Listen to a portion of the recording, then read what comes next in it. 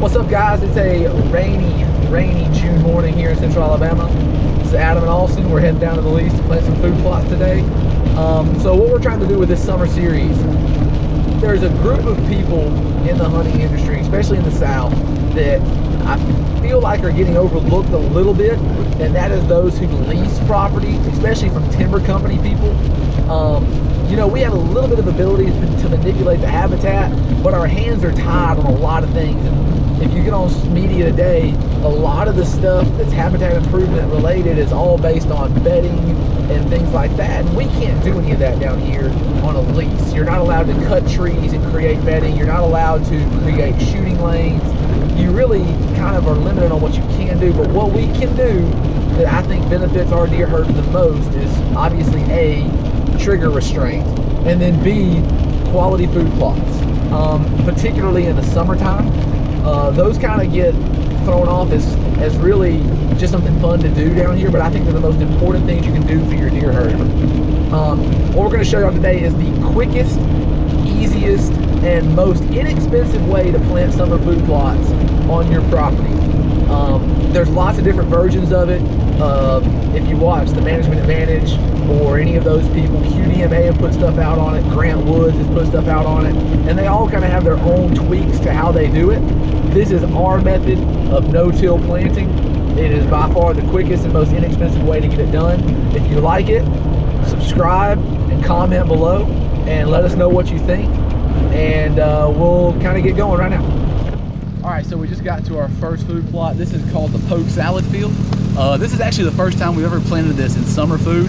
So as you can see, first step here is we've let a lot of this old vegetation. This is all from last year's fall food plot. It's a bunch of wheat and oats and clover that we planted, and it's pretty much all died off now. Actually, we're about a week late because it's already all laying on the ground, but it's not that big of a deal. We'll get it fixed up anyways. But the first step here is we're gonna go ahead and we're gonna spread our summer mix directly into this dead vegetation. Okay, and what that dead vegetation is gonna do is gonna do a couple things. It's gonna provide us with some free fertilizer, some green manure. Even though it's brown now, it's already in the process of decaying, putting fertilizer back into the soil.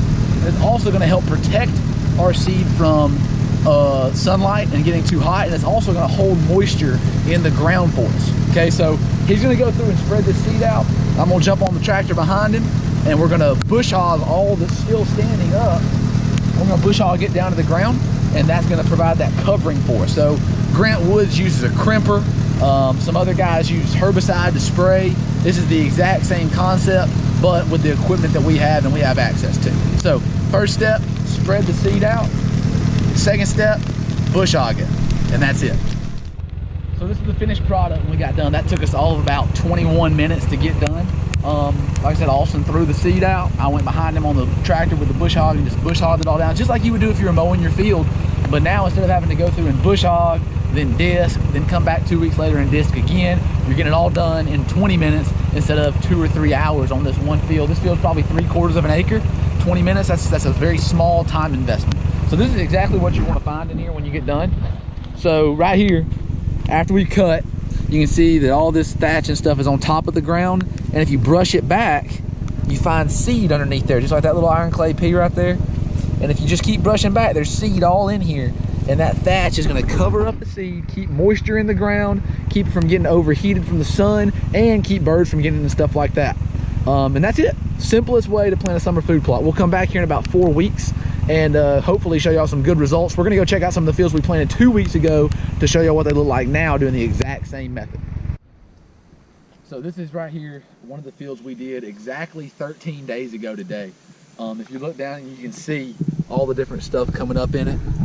This field had cowpeas, soybeans, lab. It had sunflower and milo, grain sorghum. This is actually a mix that we buy from WMS, Wildlife Management Solutions, out of Utah, Alabama. We use their pea patch a lot, but we've also planted just straight iron clay peas and sunflower using this method before. But this was done 13 days ago in that throw and mow method that we showed you earlier, and we've already got really good germination. One thing that you're going to see when you use this is that, yeah, you're going to get some weeds, especially if you don't use herbicide afterwards. But the good thing most of the time is most of these weeds are low to the ground growing weeds.